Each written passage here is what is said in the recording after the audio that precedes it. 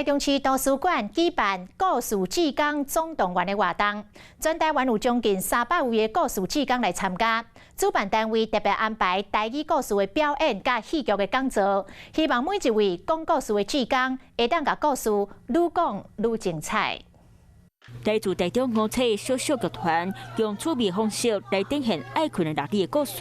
虽然有高雄北投剧团的导游崔清正，和屏东苗头角儿童剧团带来张志和变色龙的故事，讲故事的方式拢因的特色，因的共同点就是拢绕在一起。说故事其实是我们在图书馆里面非常多引导我们孩子进入阅读世界的一个方法。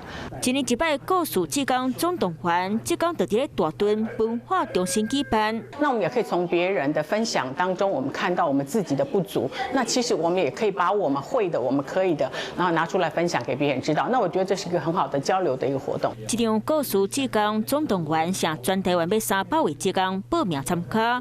台中市文化局嘛欢迎有兴趣民众，会当来台中市图书馆做志工。